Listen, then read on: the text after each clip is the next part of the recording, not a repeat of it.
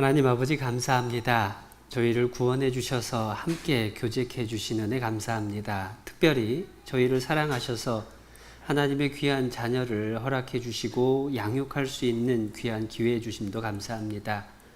저희에게 맡겨주신 하나님의 자녀답게 양육할 수 있도록 필요한 지혜와 말씀과 능력을 저희에게 채워주시옵소서. 주일 오후 시간 학부모 교제의 시간으로 함께 모였습니다. 우리가 마땅히 알아야 할 것들 또한 일깨워 주시고 저희에게 알려주신 대로 살아갈 수 있도록 우리의 마음 지켜주시고 삶을 주장하여 주시옵소서. 함께하는 모든 시간 오직 하나님의 선한 손길에만 의지합니다. 우리를 사랑하시는 예수님의 이름으로 감사하며 기도드렸습니다. 아멘. 네, 함께 잠언 22장 말씀 찾아보시겠습니다.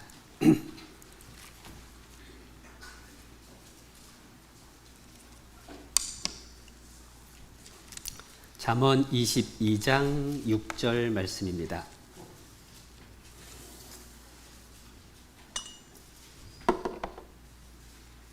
(22장 6절) 말씀 짧은 한 절인데요. 함께 읽어보시겠습니다.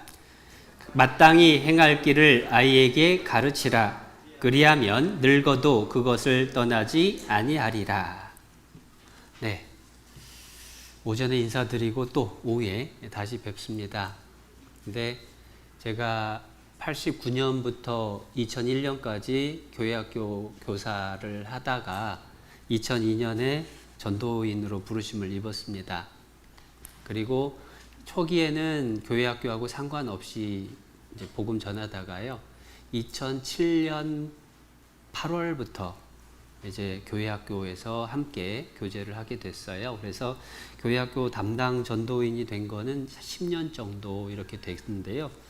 처음에는 학부모 교육하고 하는 내용이 준비하는 게 어려웠지 부담은 좀 덜했습니다.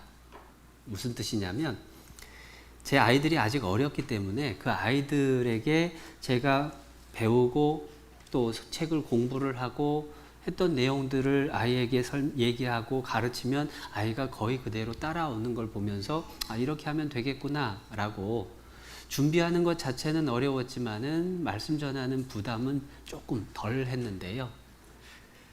애들이 지금 큰애가 고3, 둘째가 중3이거든요. 언젠가부터 준비하는 것보다 앞에 서는 게 더 부담되는 거예요. 왜냐하면 아이들이 사춘기를 겪어가면서 여러 우여곡절, 크지는 않아요. 그런데 우여곡절을 겪어가는 걸 보게 됩니다. 그러는 가운데에서 과연 내가 잘하고 있나? 내가 혹시 뭘 잘못하고 있으면서 그것을 여러 형제자매들 앞에서 이야기하고 있는 건 아닐까? 또 내가 가르치고 전하는 것을 듣는 분들이 우리 아이들 보면은 어떤 생각을 할까? 이런 생각이 자꾸 들어서 가급적이면 학부모 교육해달라고 부탁을 하시면 담임 목사님 좀 하시지요 라고 부탁을 하곤 했어요. 지금 여기 양주 올 때도 그런 마음은 여전합니다.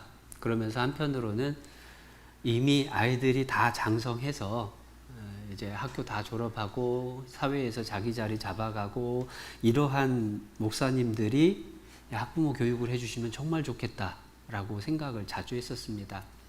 그런데 말씀을 읽다가 삼손의 부모님의 이야기를 보면서 한편으로 위로가 되고 기준을 좀 정할 수가 있었어요.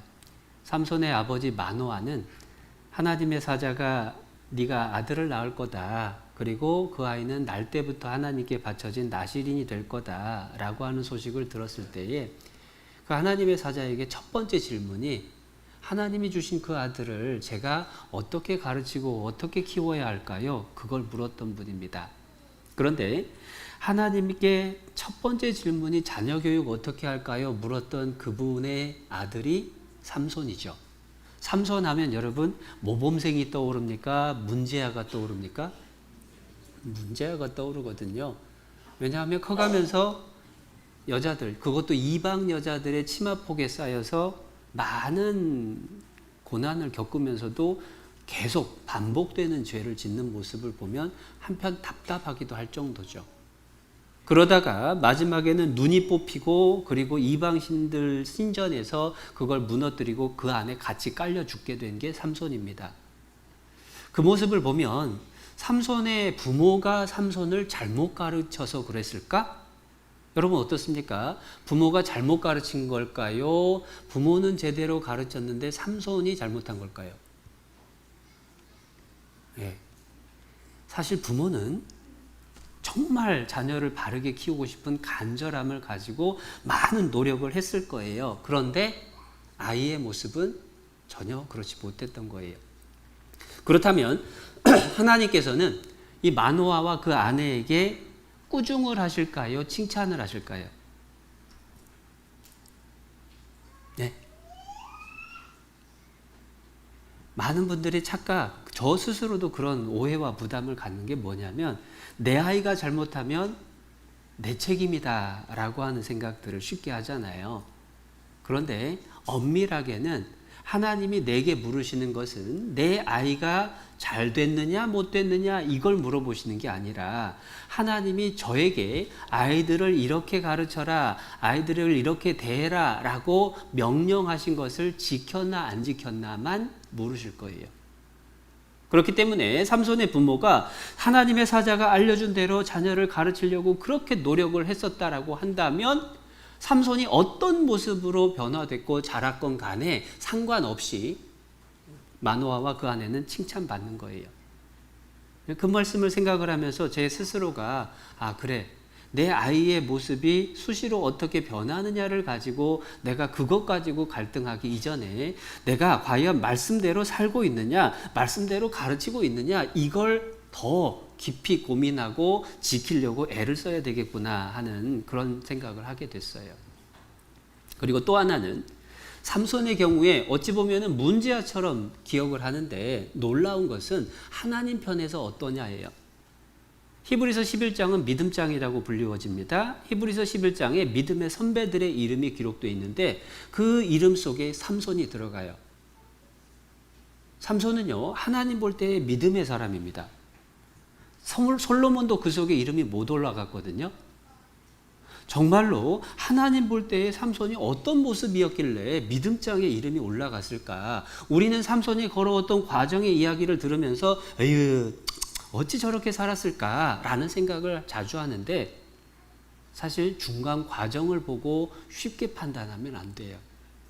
때로는 우리의 자녀들이요, 비뚤어져서 어디로 멀리 떠나가는 것 같은 그런 두려움을 겪을 수도 있습니다.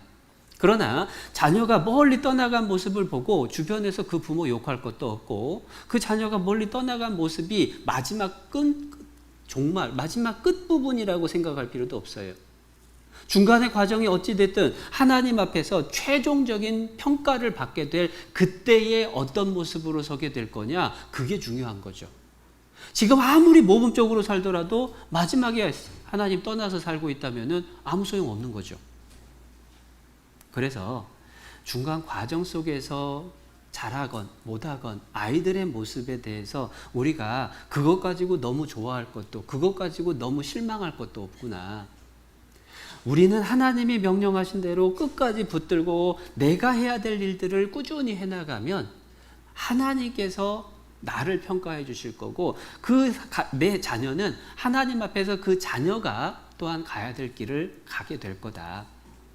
그래서 저 스스로가 그래, 내 자녀가 혹여 남들 보기에 별로 그렇게 칭찬받는 것처럼 안 보인다고 할지라도 그렇더라도 내가 배운 내용, 내가 하려고 노력하는 부분, 하나님께서 가르쳐 주신 말씀 함께 배우는 게 옳겠다라고 정리를 합니다.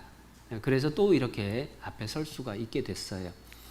그러면서 자녀 교육할 때마다 떠올리는 말씀을 찾아본 게 22장 6절입니다. 제가 다시 읽어드리겠습니다.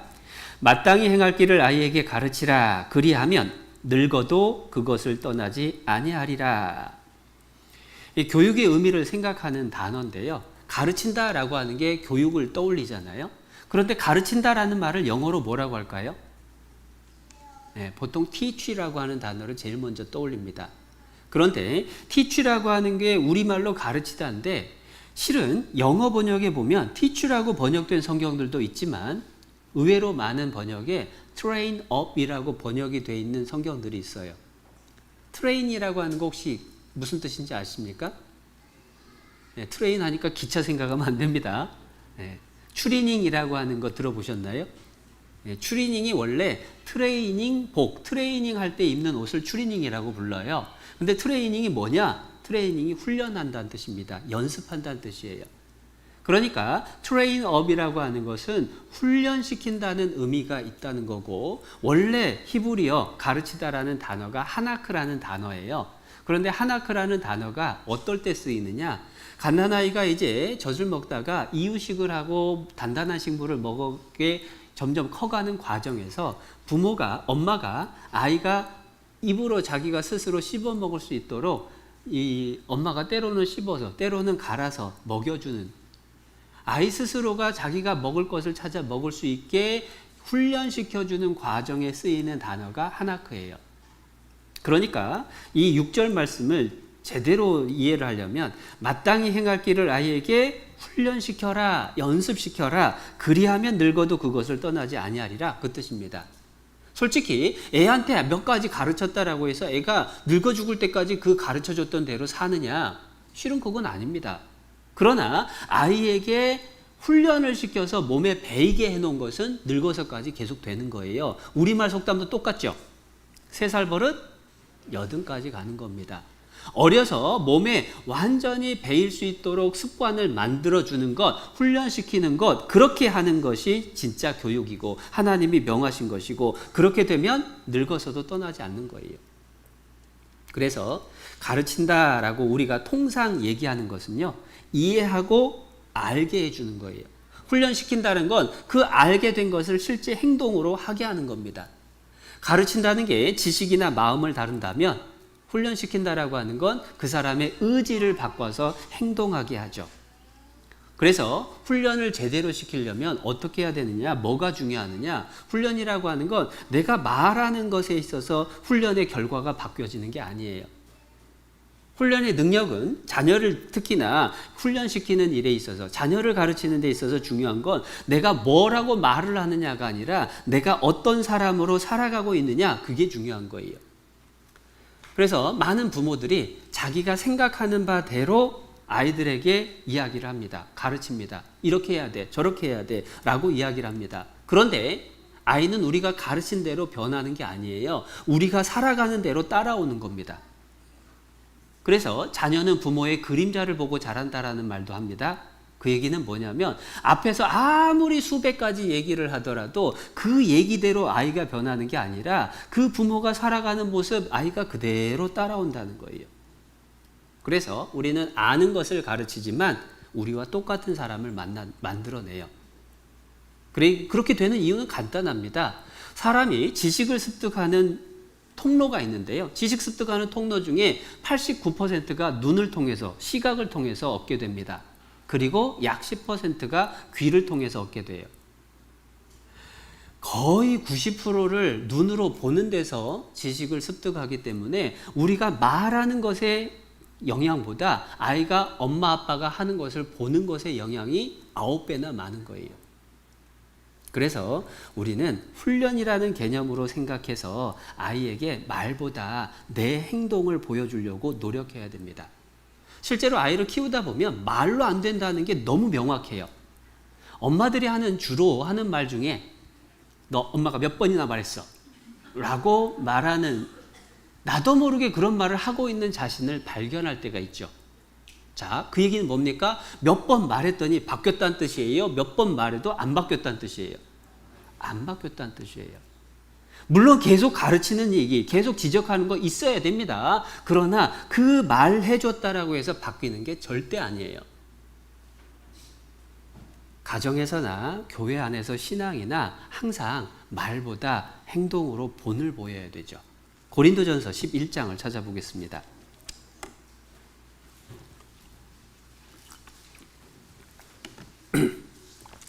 고린도전서 11장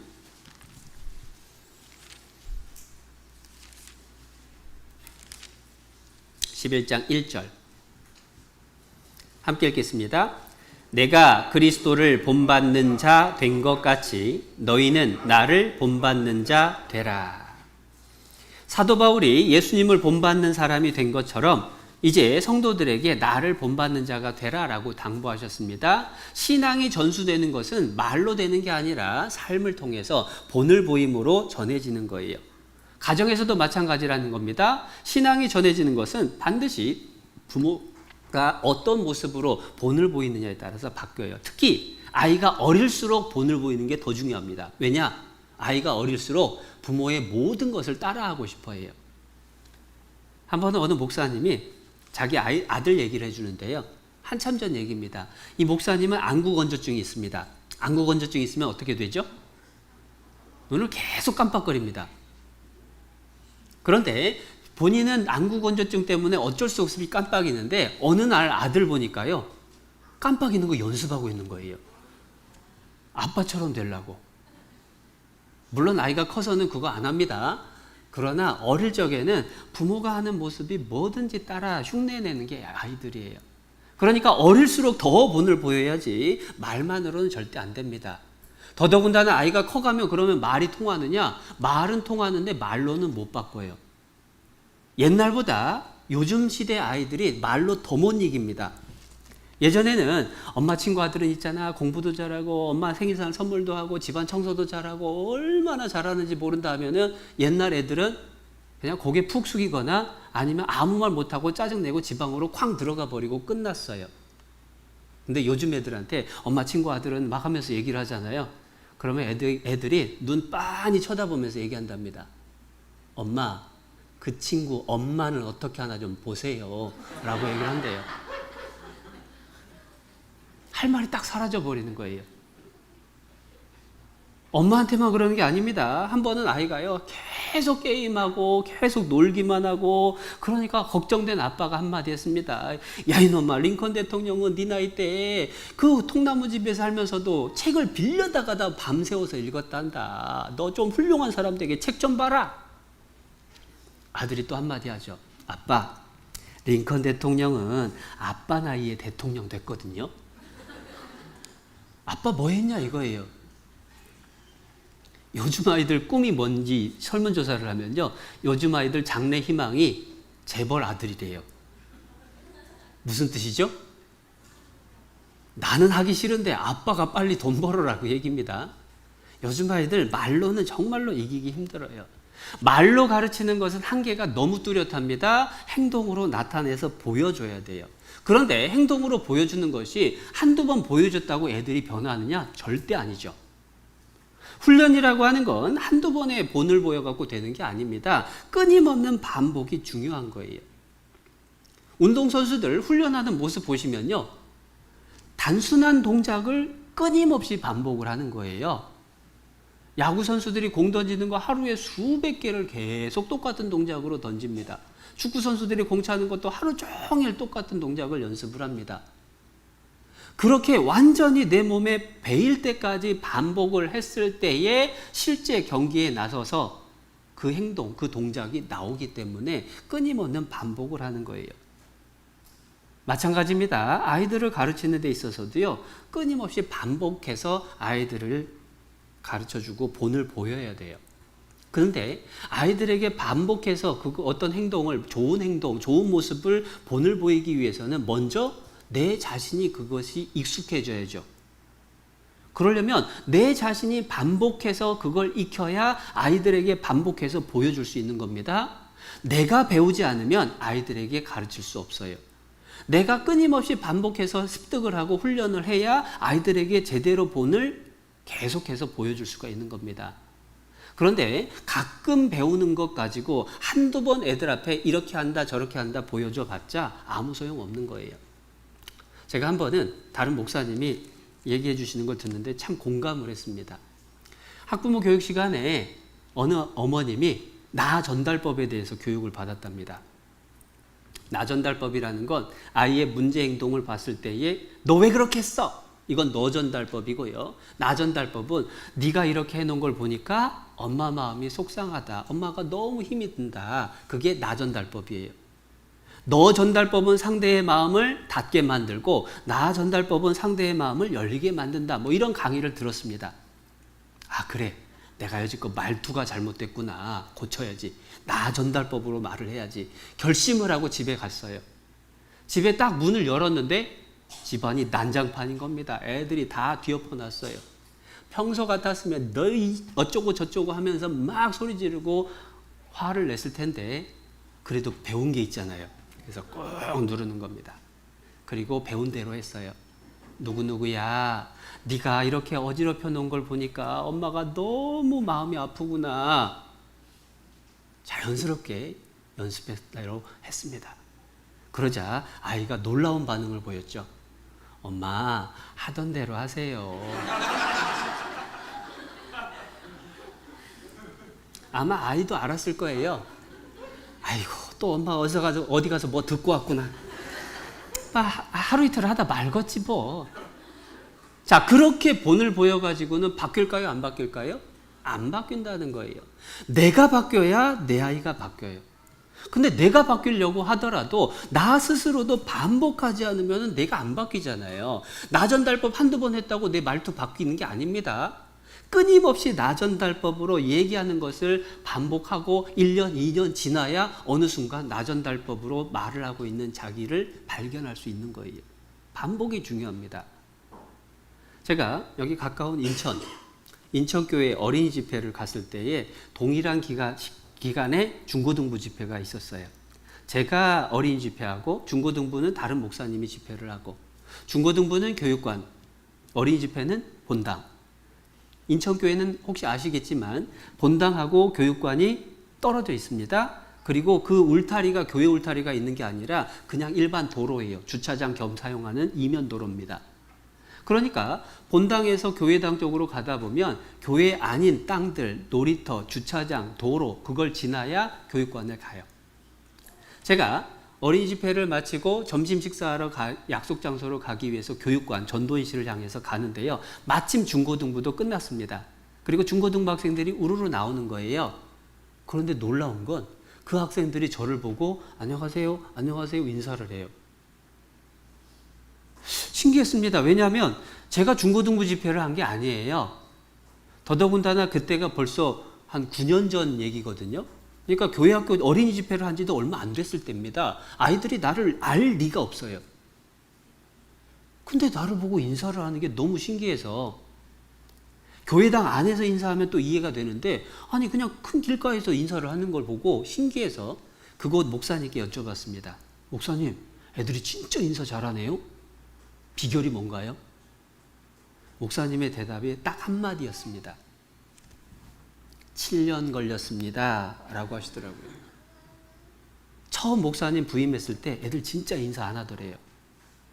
볼 때마다 얘기를 계속한 겁니다. 인사해라, 인사해라, 인사해라. 불러다 놓고 안녕하세요. 자, 인사해라. 7년 했더니 애들이 그제서야 인사를 잘 하더래요. 그래서 저도 결심을 했죠. 제가 전주 있을 때니까 전주 가서 우리 애들한테도 잔소리를 7년을 해야 되겠다. 결심을 하고 애들한테 계속 이제 인사해라, 인사해라 했더니 아니나 다를까 한 2, 3년 지나니까 애들이요. 저기 있다가도 뛰어와가지고 안녕하세요! 인사하고 가는 거예요. 그런데 하루는 교회 본당 로비에서 담임 목사님하고 상의할 일이 있어서 주일 아침에 서서 좀 교제를 하고 있었습니다. 그런데 초등학교 아이들이 그 본당을 거쳐서 교육관을 가려고 들어오다가 저를 보더니요. 저한테 쫓아와서 안녕하세요! 하고 담임 목사님은 이렇게 보고 그냥 가는 거예요. 얼마나 제가 민망했을까요? 교육 목사가 담임 목사한테 애들을 인사하는 것도 안 가르친 게 돼버린 겁니다. 그래서 그때부터 말을 또 바꿨어요. 교회에서 만나는 모든 어른들한테 인사해라. 교회에서 만나는 어른 몰라도 인사해라. 인사 안 받아줘도 인사해라. 계속 잔소리했습니다.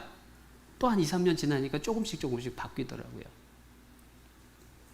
반복이 너무나 중요한 거예요. 그리고 그러한 반복이 성경을, 신앙을 전해주는 교육에서도 필수죠. 신명기서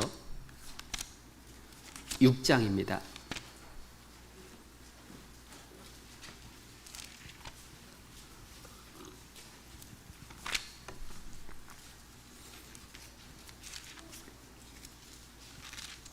신명기 6장 6절.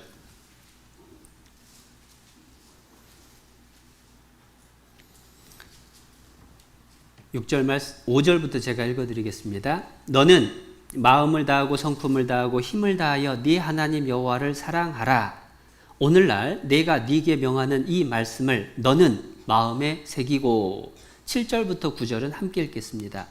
네 자녀에게 부지런히 가르치며 집에 앉았을 때에든지 길에 행할 때에든지 누웠을 때에든지 일어날 때에든지 이 말씀을 강론할 것이며 너는 또 그것을 네 손목에 매어 기호를 삼으며 네 미간에 붙여 표를 삼고 또 네 집 문설주와 바깥문에 기록할지니라. 하나님께서 이스라엘 백성에게 명령하신 겁니다. 쉐마 이스라엘, 이스라엘아 들으라 라고 말씀하시면서 마음에 하나님의 말씀을 내 마음에 담고 하나님을 사랑하는 가운데에서 자녀에게 가르치는데 얼만큼 부지런히 가르치느냐. 집에 앉았을 때든지 길에 행할 때든지 누웠을 때든지 일어날 때든지 이 말씀을 계속 얘기하라는 거예요. 하루 중에 기회만 되면 계속 얘기하는 겁니다. 일주일, 2주일 계속 기회 될 때마다 얘기하는 거예요. 그런데 그렇게 아이에게 반복해서 지도를 하려면 어떻게 해야 되느냐? 부모가 계속 말씀을 마음에 담아야 되잖아요. 그래서 6절에 오늘날 내가 네게 명하는 이 말씀을 너는 마음에 새기고 내 마음에 먼저 새겨야 돼요. 그런데 그게 빈말, 말로만 되는 게 아니죠. 그래서 8절에 보면 너는 그것을 네 손목에 매어 기호를 삼으며 네 미간에 붙여 표를 삼고. 손목에다가 묶어요. 이마에다가 상자를 붙여요. 테필린이라고 부르는 건데요. 이 테필린이라고 하는 것에는 신명기 6장 말씀을 기록해 놓은 거예요. 그 신명기 6장 말씀을 기록한 걸 조그만 상자에 담아서 넣어 놓은 겁니다. 이 말씀을 너는 마음에 새기고 하나님의 말씀을 내가 마음에 새기겠습니다. 스스로 그것을 묶으면서 머리에 붙이면서 늘 자기 자신이 반복을 해요. 그리고 내가 그렇게 반복하니까 내 아이에게 앉았을 때든지 일어날 때든지 길을 걸을 때든지 행할 때든지 계속 가르칠 수가 있는 거예요. 자녀 교육을 어떻게 할 거냐라고 하는 데 있어서 제일 중요한 건 내가 어떻게 자녀 교육에 대해서 끊임없이 고민하고 반복해서 훈련할 거냐, 그거 연구하는 게 우선입니다. 그렇게 해야 내 자녀에게 본을 보여서 아이가 변화될 수가 있는 거예요. 그런데 한두 번 교육받아가지고 절대 안 변합니다. 제가 전주에 8년 4개월을 있었습니다. 전주에 8년 4개월 있는 동안에 교회학교 어머니 교사들하고 한 달에 한 번씩 가정에서 교제를 했어요. 어머니 교사들의 요청사항이 직장 안 다니는 어머니들 중에 교회학교 교사들이기 때문에 이분들은요, 조모임이건 원래회건 구역모임이건 어머니 교사 모임이건 교회학교 교사 모임이건 모든 모임에 빠지지 않는 분들이에요. 말씀을 늘 듣습니다.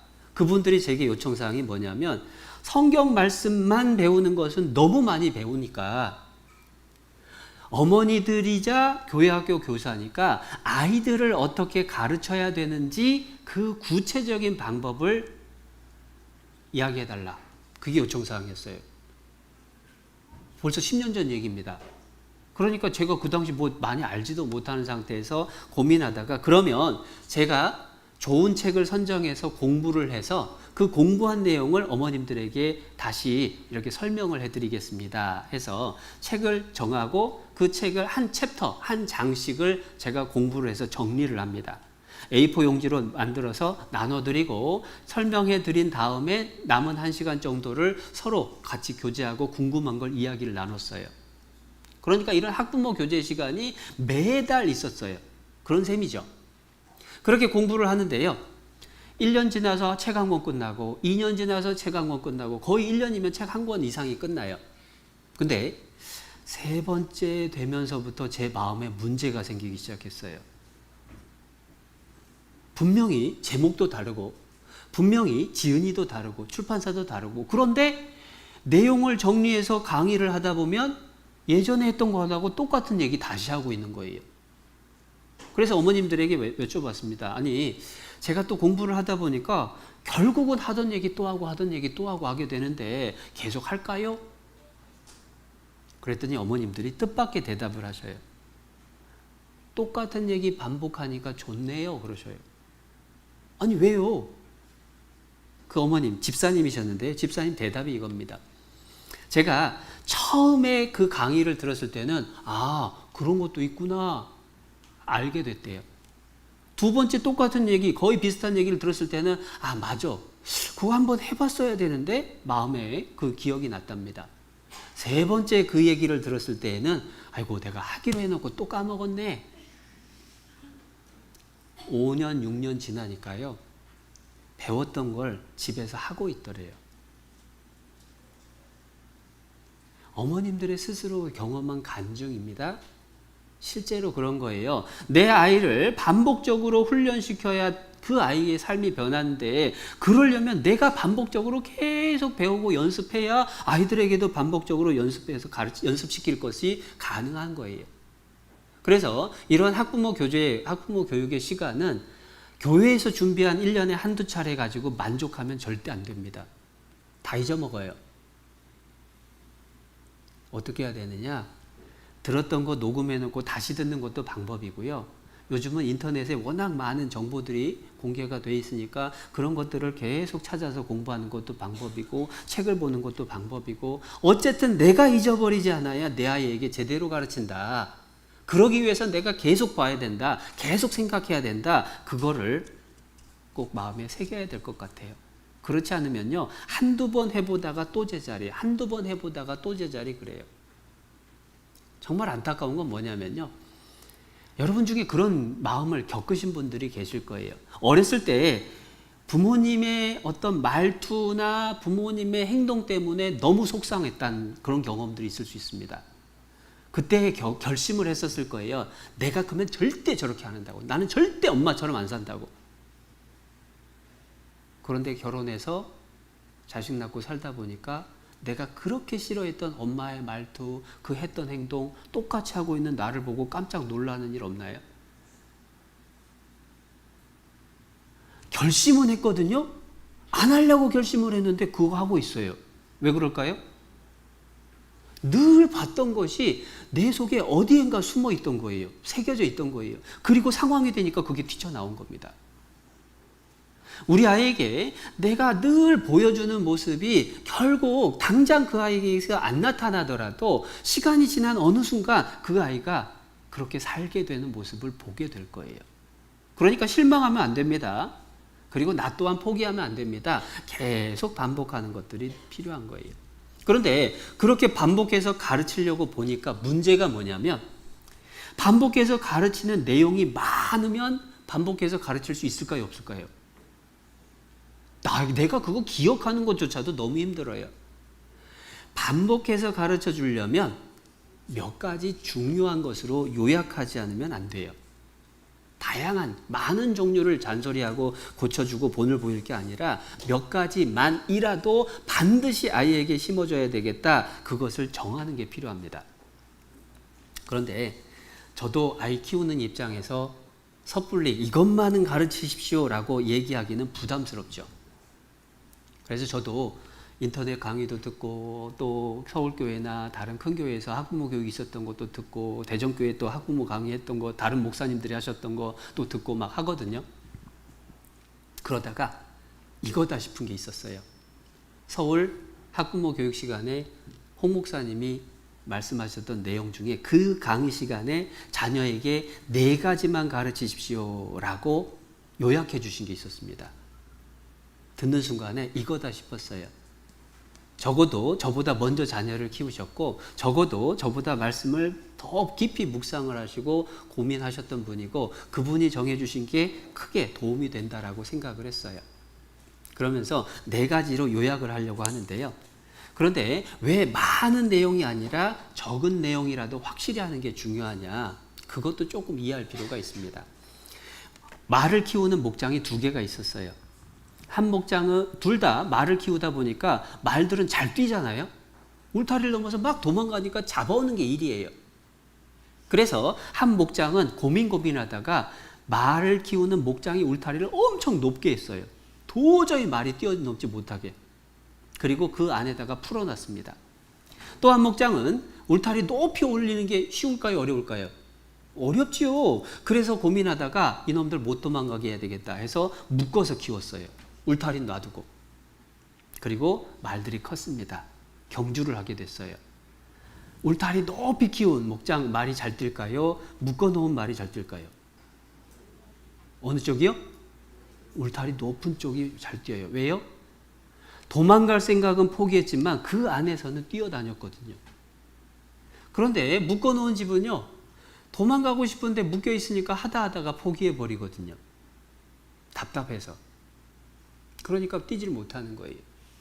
아이를 키울 때요, 아이에게 이것은 절대 안 돼, 이것은 반드시 이렇게 해야 돼, 분명한 것들 몇 가지로 딱 울타리를 쳐주는 겁니다. 그리고 나머지는 여유를 주는 거예요. 그 꼭 지켜야 될 것만 지킨다고 한다면 나머지는 그래, 그건 네가 알아서 할 수 있지? 라고 풀어주는 겁니다. 그게 울타리 높이 친 거예요. 그런데 매번 할 때마다 이건 되고 저건 안 되고 너 왜 그렇게 했냐 하면서 그때 계속 아이를 잔소리를 하고 바로잡으려고 하는 게 묶어놓고 키우려고 하는 거예요. 울타리 높일 생각은 못하고 기준을 정해줄 생각은 못하고. 아이가 커갈 때요, 아이들 스스로가 울타리가 높이 쳐져 있지만 명확한 울타리가 있으면 그 안에서 안정감을 얻습니다. 아이가 힘들어하는 건 뭐냐면요, 울타리가 어디까지인지를 모르는 게 힘든 거예요. 그래서 애들이 시험을 하잖아요. 이렇게 해봐가지고 뭐라고 하나 안 하나. 뭐라고 안 하네? 그럼 해도 되지 뭐 하고 막 또 벗어납니다. 더 아이들이 힘들어하는 건 뭐냐? 어떤 때는 A라는 행동이 꾸중을 듣는데 어떤 때는 웃고 넘어가는 거예요. 아이가 늘어나는 건 눈치만 늘어요. 오늘은 뭐라고 할 눈치냐? 이거 쳐다봐갖고 괜찮겠다 싶으면 행동을 하는 겁니다. 그건 교육이 아니죠. 분명한 기준을 몇 가지 안 되더라도 반드시 지키고 나머지는 스스로 알아서 할 수 있게 조금 풀어줄 수 있는 것, 그것이 교육의 효과를 높이는 건데요. 그 네 가지가 그럼 과연 뭐라고 소개해 주셨느냐? 첫 번째부터 말씀드릴게요. 첫 번째는 인생에 있어서 위와 아래가 분명하게 있다. 아래에 있는 사람은 순종함이 원칙이다. 줄여서 말하면 질서와 순종에 대한 교훈입니다. 질서를 알고 순종을 배우라는 거예요. 특히 부모에게 순종을 배우는 게 중요합니다. 부모가 불렀을 때에 예 하고 대답할 수 있도록 지도해야 되는 거예요. 그런데 부모가 불렀을 때 예 하고 대답하는 아이로 키우는 것 쉬울까요? 어려울까요? 여러분 집에서 아이 이름을 불렀습니다. 누구야? 하고 불렀습니다. 돌아오는 대답 뭐죠? 대답 뭐죠? 예가 아니라 왜요? 하고 대답이 돌아옵니다. 근데 왜요도 어디서 왜요 하죠? 지 방에서 쳐다보지도 않고.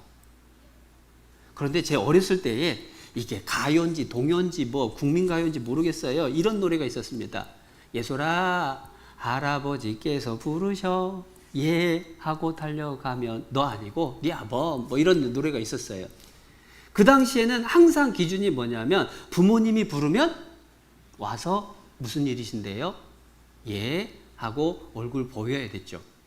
요즘 애들 안 하더라고요. 쉽지 않은 겁니다. 그러나 순종의 시작은 가정에서 시작돼요. 부모에게 순종할 수 있는 사람이 보이지 않는 하나님께 순종할 수 있는 겁니다.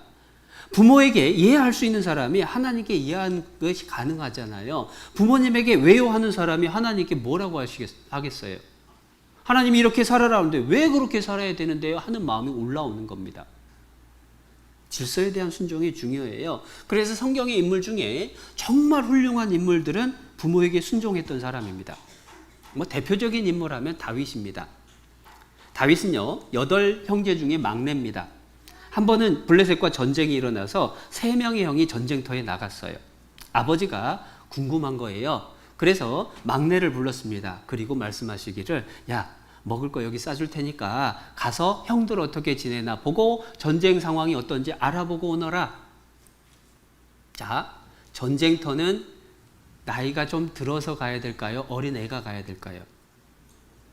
왜 첫째, 둘째, 셋째가 전쟁터에 나가느냐? 이스라엘에서는 전쟁터에 나가는 군인이 되려면 나이가 20살 이상이 돼야 돼요. 그러니까 나이 순으로 3명 간 겁니다. 근데 다윗은 몇째라고요? 8번째입니다. 나이가 많을까요? 적을까요? 적을 겁니다. 어찌됐든 10대에서도 초반이 아니었을까 사람들이 예상을 합니다. 그런데 문제는 막내를 불러서 보내는데 위로 형님이 몇 분 집에 있어요? 4명 남았어요. 아버지, 4째 형 있잖아요. 5째 형 있잖아요. 6째 형 있잖아요. 7째 형도 있는데 왜 하필이면 저예요? 핑계 댈 거 있어요, 없어요? 있잖아요. 아버지, 전쟁터는 형들이 가야지 제가 꼬맹이가 가서 뭐해요? 핑계 댈 게 많았어요. 더더군다나 다윗은 집에서 놀고 있었습니까? 밖에서 양치고 있었습니까? 밖에서 양치는 일을 하고 있었어요. 실제로 아버지가 심부름 시켰을 때에 다윗이 예하고 새벽같이 일어나서 출발하는데요. 양치고 있던 걸 다른 사람에게 부탁하고 아버지 심부름 갔다고 기록돼 있어요. 아버지한테 할 말 많았을 겁니다. 아버지, 저 노는 거 아니잖아요. 아버지, 제가 양치는 일을 하는데 이거 어떻게 하라고요? 형님들 보내시죠? 핑계 댈 수 있는 것, 그것도 합당한 이유들이 많이 있었지만 다윗은 딱 한마디 예하고 그 길을 출발한 거예요. 순종이죠. 그랬더니 어떤 일이 벌어졌습니까? 전쟁터에서 골리앗을 만난 거예요. 하나님의 능력으로 골리앗을 쓰러뜨린 겁니다. 온 이스라엘 백성 앞에 하나님이 기름 부은 자 다윗이 이름을 드러내게 된 때가 된 거예요. 하나님께 순종하는 자에게 복을 주셔요. 그 순종을 배우는 건 가정에서 부모에게 순종하는 것을 통해서 배우는 겁니다. 그래서 첫 번째가 순종을 가르치라라는 겁니다. 두 번째는 뭐냐? 자기에게 주어진 일은 그것이 많든지 적든지 매번 반드시 그 일을 끝내도록 성실을 가르치라. 성실을 가르쳐야 돼요. 문제가 생기는 이유, 여러 이유가 있겠지만 대부분 공통점으로는요, 할 일이 없어서 문제가 많이 생겨요. 자기 할 일 바쁜 학생이 문제 행동할 틈이 보통은 없죠. 할 일 안 하는 애들이 딴짓하는 거예요. 그렇기 때문에 자기 할 일을 성실하게 하는 것을 가르치는 것은 아이의 미래를 위해서 필수적인 겁니다. 잠언 18장 말씀 볼까요?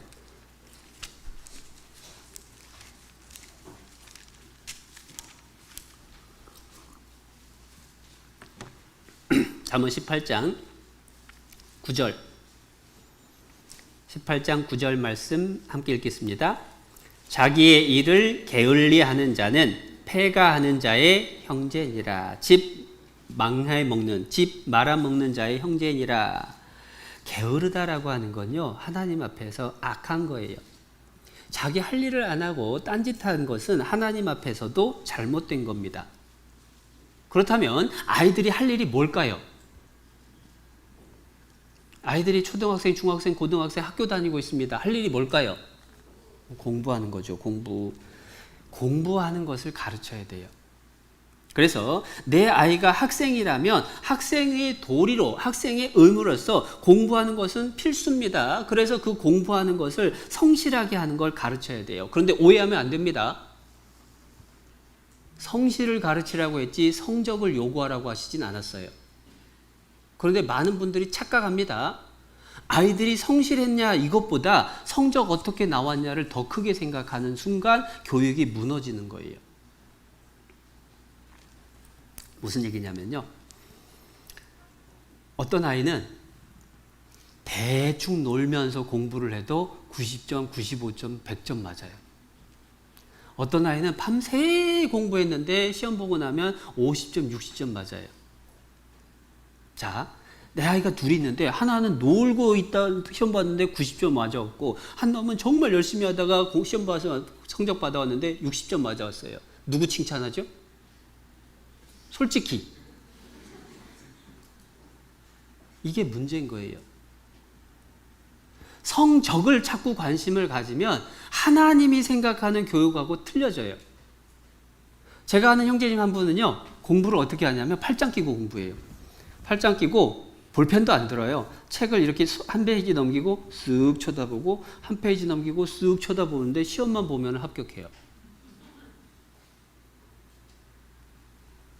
어떤 형제는 진짜로 밤새워서 공부를 하는데 해도 안 돼요. 왜 그럴까요? 왜 어느 사람은 적당히 하는 것 같은데 성적 잘 나오고 어떤 학생은 기가 막히게 노력을 하는데 성적 안 나올까요? 뭐 때문에? 현실적인 얘기입니다. 뭐 때문에? 머리 때문에, 머리 때문에. 솔직히 그거잖아요. 똑같은 머리였으면 노력한 놈이 잘해야죠. 머리가 달라요, 머리가. 한 사람은 IQ가 150이고 한 사람은 IQ가 70인데 성적이 똑같이 나올 수가 없어요. 자, 그런데 중요한 질문입니다. 그 머리 누가 줬을까요? 누가 주셨죠? 하나님이 주신 거예요. 부모님이 주셨습니까? 만약에 부모가 줬다면 내 아이들 IQ는 전부 150, 180, 200 될 거예요. 근데 내가 준 게 아니에요. 그래서 아들이 아무리 원망해도 소용없어요. 어머니 왜 날 이렇게 낳으셨나요? 해도 내가 안 했다. 이것밖에는 할 말이 없어요. 자, 하나님이 그 IQ 주셨습니다. 그 능력을 주셨습니다. 그럼 하나님 뭘 요구하실까요? 1등 요구하실까요? 아니라는 겁니다. 성실한 거 요구하시는 거예요. 달란트 비율을 보면 한 사람에게는 그 능력에 따라서 5달란트를, 한 사람에겐 2달란트를, 한 사람에겐 1달란트를 맡기셨습니다. 그리고 장사하라고 했어요. 5달란트 받은 사람이 5달란트 남겨가지고 돌아왔습니다. 2달란트 받은 사람이 2달란트 남겨 돌아왔고 1달란트 받은 사람은 그냥 왔어요. 자, 그런데 5달란트, 2달란트 남긴 사람을 칭찬하는데 뭐라고 칭찬하는지 보시죠. 마태복음 25장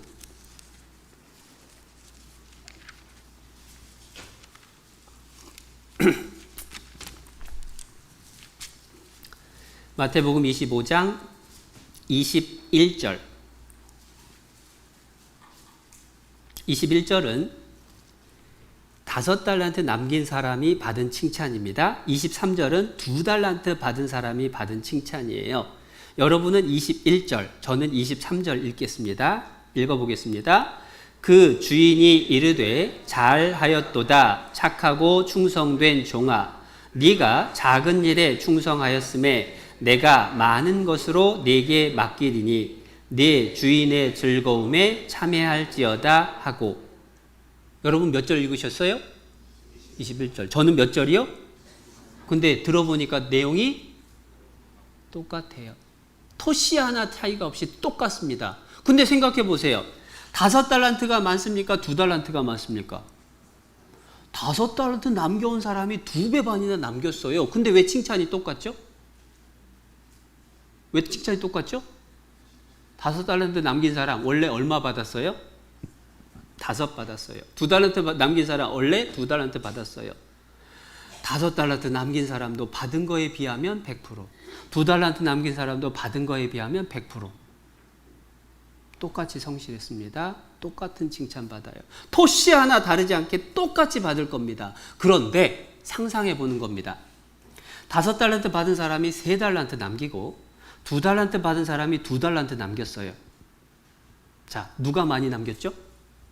둘이 많아요? 셋이 많아요? 셋이 많아요. 그런데 하나님이 칭찬할 땐 이쪽을 셋을 칭찬할까요? 둘을 칭찬할까요? 이상한 거예요. 셋이 많은데 이 사람이 아니라 둘 남긴 사람을 더 크게 칭찬하실 거라는 거 금방 이해되시죠? 이 사람은요 5 할 수 있었는데 3 한 거예요. 성실하지 못한 겁니다. 이 사람은 최선 다한 거예요. 하나님 그거 물어보셔요. 우리가 우리 자녀에게 하나님이 요구하시는 것을 요구하고 하나님이 기대하는 것을 나도 기대하려고 하는 마음을 갖고 아이를 대해야죠. 그래서 저도 나름 많이 결심을 하고 노력을 합니다. 아이들이 시험 보고 나면 성적 나올 때까지 마음에 다짐을 합니다. 애들 성적 보고 내가 얼굴 표정 하나 안 변해야지. 성적에 대해서 절대 아무 말 안 해야지. 결심을 합니다. 그리고 실제 지금까지 아이가 고3, 중3 되도록 성적 가지고 아이들한테 얘기해 본 적은 없어요. 성적표 받아오면 항상 아이들에게 물어봅니다. 아이가 성적 좋으면요 와가지고 신나가지고 얘기합니다. 그러면 너 기분 좋겠다. 근데 너 열심히 했었냐? 성적이 안 나오면 시무룩해가지고 오면 너 그런데 이번에는 계획한 것에 대해서 얼만큼 공부했었니? 네 생각에는 왜 그렇게 나왔다고 생각하니? 아이가 계획하고 공부한 과정에 대해서 이야기를 나누려고 늘 마음에 준비하고 아이들을 대하려고 해요. 왜 그렇게까지 표정까지 중요한 이유가 있습니다. 한 번은 어떤 집에 딸아이가 공부를 잘했어요. 항상 잘했던 아이가 어느 날 시험이 성적이 뚝 떨어졌습니다. 엄마한테 성적표 떨어진 걸 들고 와서 엄마 여기 성적표 성적 많이 떨어졌어. 엄마가 그래도 아이에 대해서 신경 쓰는 아이예요. 성적 떨어진 걸 보고도 아유 뭐 성적 가지고 그러니 괜찮아. 다음부터 또 잘하면 되지 뭐. 그런데 얘가 꼼짝도 않고 서서 알았다니까 내가 그래서 열심히 할게. 짜증을 내는 거예요. 엄마가 놀래가지고 야 내가 너한테 뭐라고 했냐? 아이의 대답. 엄마가 성적 잘 나왔을 땐 좋아했잖아. 좋은 성적 보여주면 엄마가 야 너 성적 잘 나왔다. 어이구 너 기특하다. 어이구 이쁜 우리 딸. 그러다가 성적 안 나오니까 괜찮아 라고 한 거예요. 아이는 금방 느끼는 거예요. 우리 엄마가 성적에 관심이 있는지 내가 노력하는 여부에 관심이 있는지 아이들 금방 느끼고 판단합니다. 그 다음부터는요 문제 일으키고도 공부 잘한 것 같고 디미는 거예요. 나 1등 했거든? 1등 했으니까 뭐 사줘라고 막 요구하는 거예요. 1등이 중요한 게 아닙니다. 하나님 앞에 내가 받은 것만큼 얼마만큼 성실할 거냐. 하나님 앞에 그것을 가르치려고 노력해야 되는 거예요. 특별히 학생의 과정을 거쳐가는 기간이 제일 길고 그 기간에 아이들이 부모의 손을 가장 많이 탈 때라서 자녀 교육할 때 공부라는 걸 빼놓을 수는 없어요. 근데 한 번은 제가 대학 신입생 형제에게 질문을 하나 받았습니다. 목사님 궁금한 게 있는데요. 제가 대학 가는데 학교 가서 공부하고 신앙 사이에 선택을 해야 되는 상황이 벌어지면 무엇을 선택해야 될까요? 하고 질문을 하더라고요.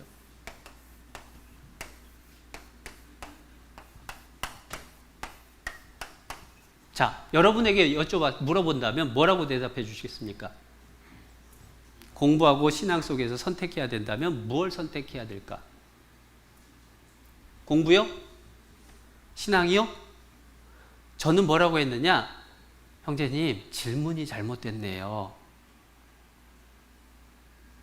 왜 이런 질문을 하냐면 공부하고 신앙 사이의 관계를 이렇게 생각한 거예요. VS가 뭐죠? vs 기아 자동차 대 롯데제과, 기아 타이거스, 롯데자이언트. 누구누구 대할 때 대립되는 관계가 VS입니다. 공부하고 신앙이 대립되는 관계로 이해를 하면요, 둘 중에 하나를 선택하면 하나 못하는 것처럼 생각하는 거예요. 잘못된 겁니다. 그럼 어떻게 생각을 해야 되느냐? 공부, 위드 신앙, 맞는 걸까요? 틀린 걸까요? 신앙을 가지고 공부하는 겁니다. 맞을까요? 틀릴까요? 고민되시죠? 이것도 틀린 겁니다.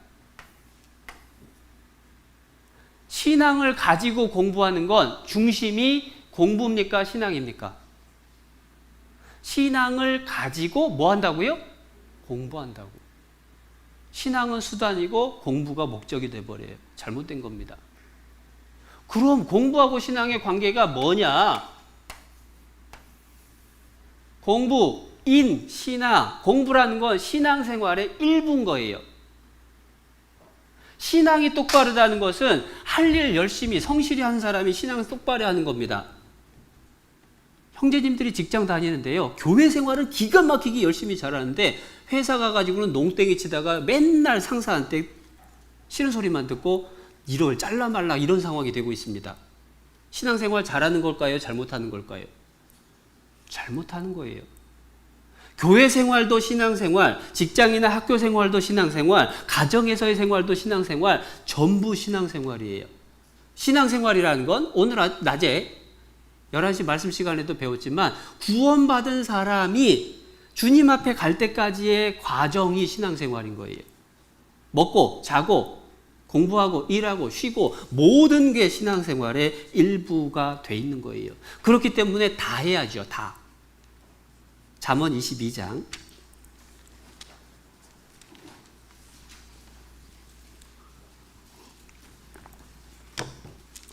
잠언 22장 29절입니다.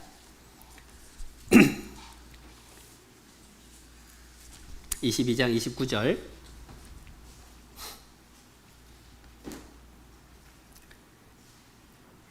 함께 읽겠습니다.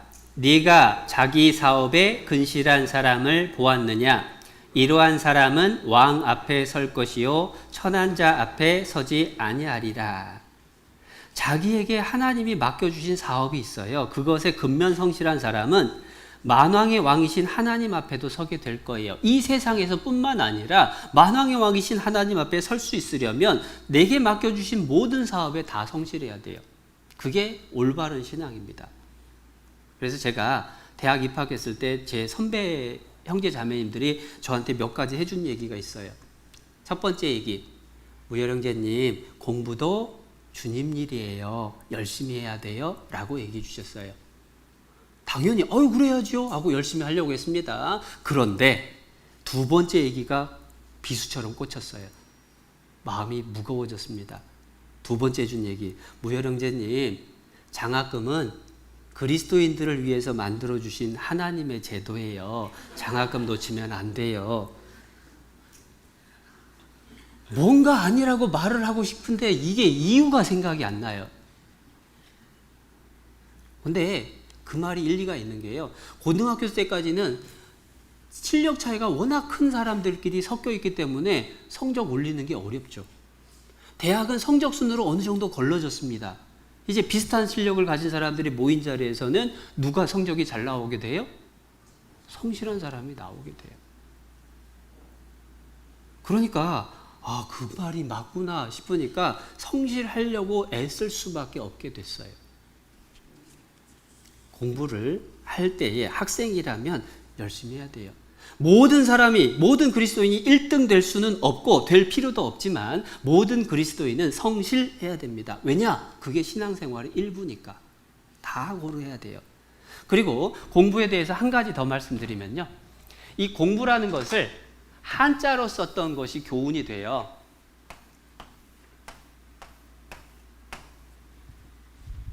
무슨 공자죠? 공장 공자. 무슨 부자죠? 지아비 부자. 공부는요, 공장에 다니는 아빠예요. 공장에 다니는 아빠하고 애들 학교 공부하고 연결되나요? 안 되나요? 이렇게 하면 연결됩니다. 아버지는 회사에서 하는 일이 재미없어도 출근할까요? 안 할까요? 출근하죠. 힘들어도 출근할까요? 안 할까요? 보기 싫은 사람이 있어도 출근할까요? 안 할까요? 싫은 소리 들으면요. 몸이 아프면요. 웬만해선 출근해요. 그게 공부죠. 공부는요, 재밌어서 하는 거 아닙니다. 어려워도 하고, 재미없어도 하고, 때로는 피곤하고, 때로는 그것 때문에 스트레스 받아도 그것이 내가 할 일이니까 한다. 그게 공부예요. 그러니까 공부 잘한다라고 하는 건 1등이 공부 잘한 게 아니라 참고 인내하고 성실하게 하는 사람이 공부 잘하는 거예요. 개념이 그겁니다. 그리고 그 공부를 중국 사람에게 읽어보라고 합니다. 한자를 써놓고. 중국은 한자 문화권이니까 읽어보라면 이렇게 읽은데요. 꿍푸. 발음 그거는 잘 모르지만 쿵푸라고 읽는데요. 쿵푸가 뭐죠? 쿵푸라는 단어를 듣는 순간 이소룡이 생각났다 50대 이상. 성룡이 생각났다 30, 40대. 이영걸 생각났다 좀 젊은 층. 이런 거죠. 쿵푸라고 하는 걸 하면 소림사가 제일 먼저 떠오릅니다. 무술을 배우기에, 쿵푸를 배우기 위해서 소림사를 찾아갔어요. 사부님, 제게 쿵푸를 가르쳐 주십시오. 그러면 사부님이 뭐라고 하시죠? 자, 도복으로 갈아입고 오너라. 안 합니다. 가서 물을 떠오너라. 물을 열심히 떠오르는데 계단이 수백 계단을 오르락 내리락 하는 겁니다. 3년을 물만 떠가고 올라가고 있는데 어느 날 사부님이 나타나시더니 이제 부엌에 가서 물을 썰어라. 또 물을 열심히 썰고 있는데 한 3년 지나니까 이제는 마당을 쓸거라. 또 한 3년 지났더니 그제서 사부님이 나타나셔서 하는 말, 이제 나를 따라오너라 해가지고 가르쳐 주시는 거예요. 왜 그렇게 오랜 시간 기다렸을까요? 어떤 분은 기초 체력 키우려고 그랬대요. 그런데 기초 체력이 중요한 게 아닙니다. 물론 필요한데 그것 때문이 아니에요. 쿵푸라고 하는 것은 사람을 죽일 수 있는 기술이에요. 진짜 필요한 건 체력이 아니라 마음이에요.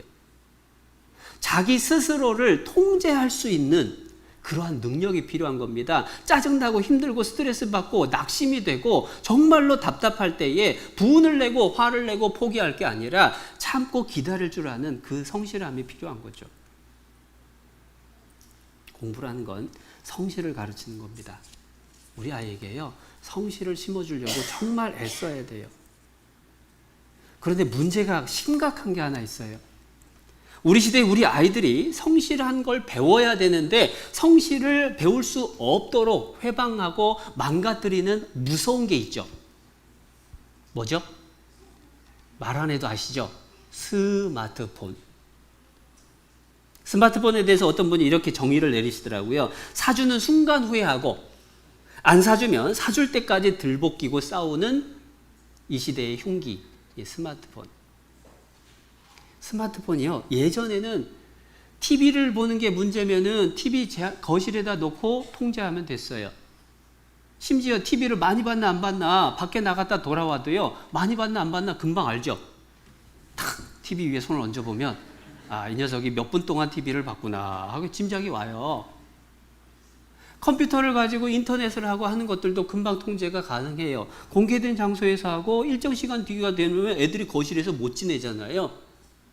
제한이 가능했어요. 그런데 스마트폰은 24시간 들고 다니고 이불 속에도 들고 들어가고 그걸 어떻게 막냐 이거예요.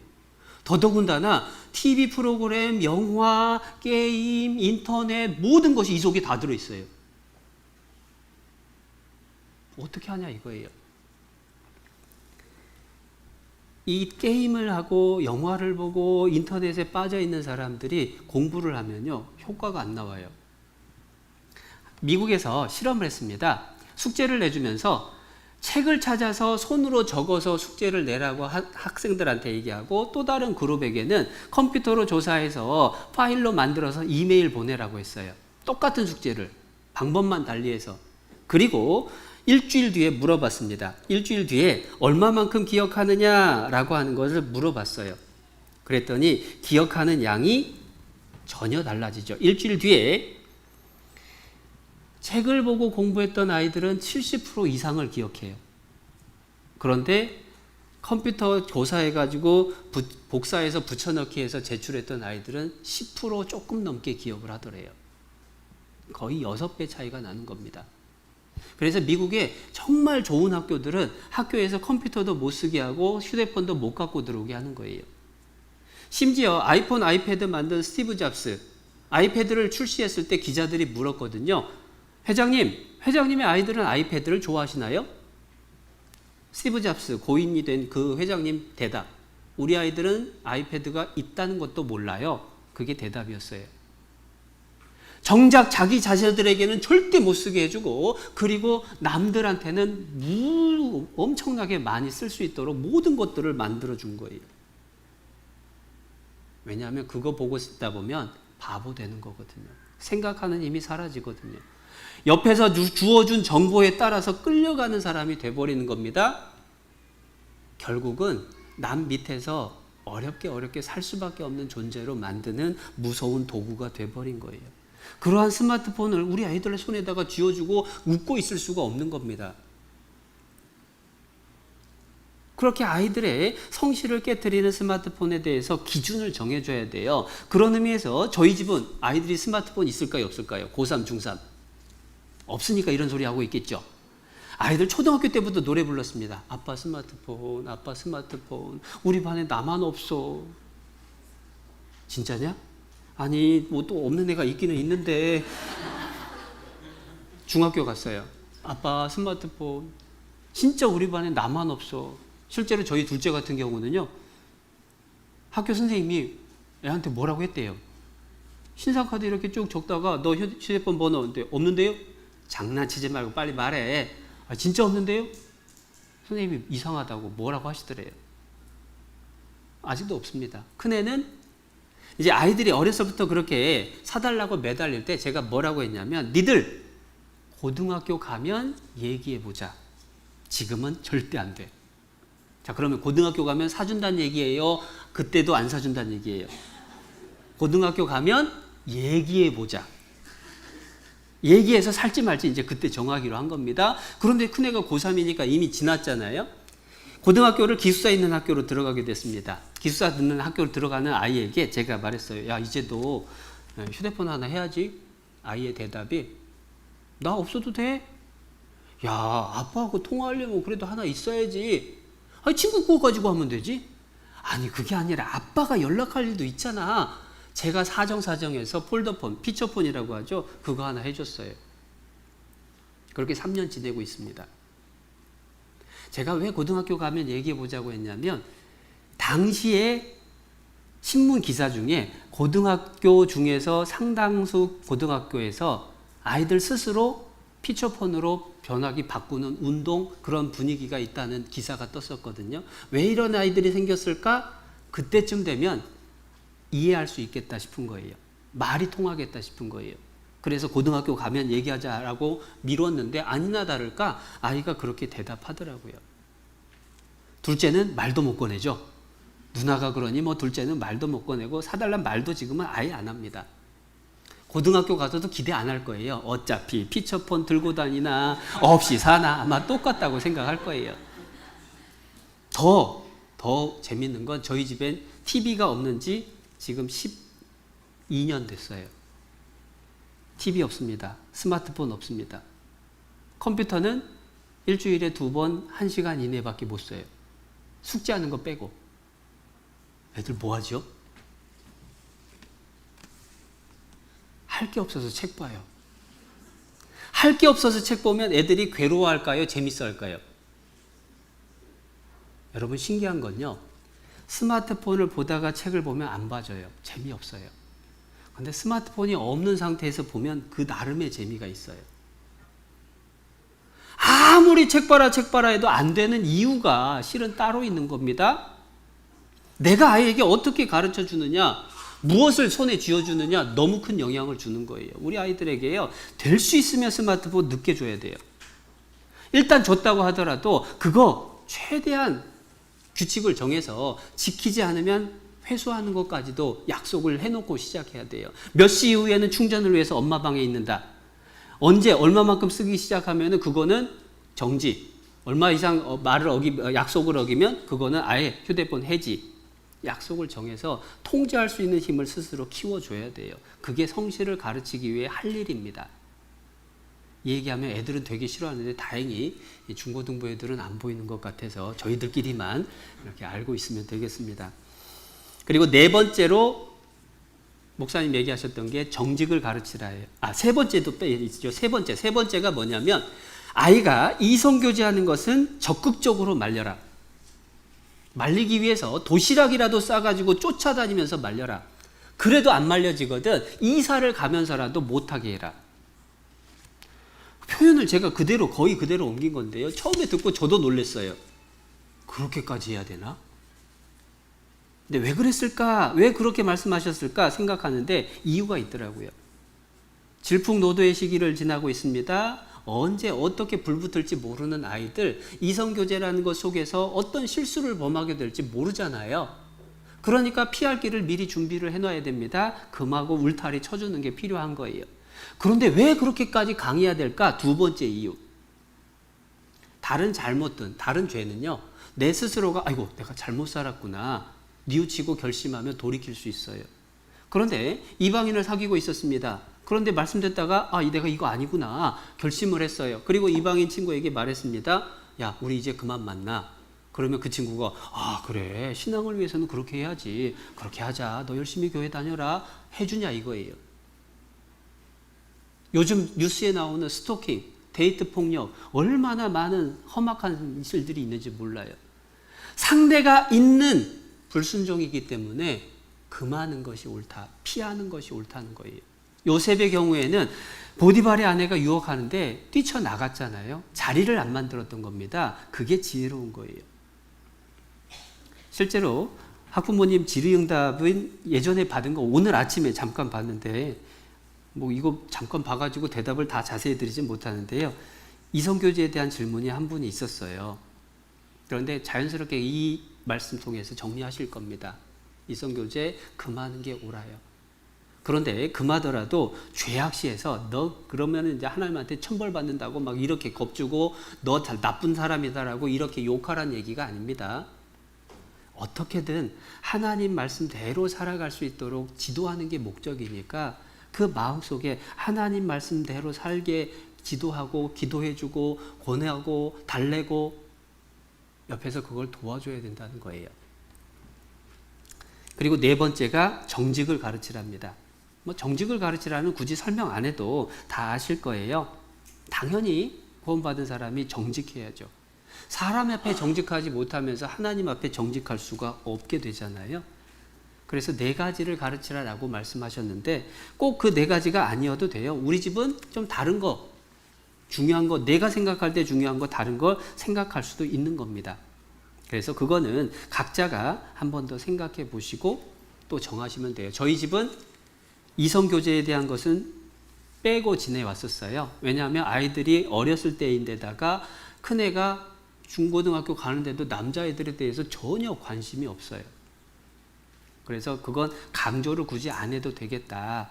이제 대학 갈 때는 한번 또 이야기를 해야 되겠지만 그래서 저희 집은 가족은 서로 사랑하고 도우라고 맺어주신 관계다. 하나님이 주신 특별한 관계다. 서로 도우면서 살아야 된다. 그래서 서로 다투거나 서로 돕지 않으면 그때는 제가 혼냈어요. 각자 다른 기준들을 갖고 있을 수 있는데 중요한 건 몇 가지라도 정확하게 끝까지 지키는 게 중요하죠. 그런데 이걸 지켜나가는 게 쉽지 않아요. 그렇기 때문에 부모가 먼저 끊임없이 반복해야 됩니다. 눈에 보이는 곳에 적어놓고 잊어버리지 않아야 되고 아이들도 늘 그걸 인식할 수 있게 해줘야 돼요. 그리고 또 하나는 부모의 힘만으로 안 될 때가 있어요. 그래서 합력이 필요합니다. 잠언 15장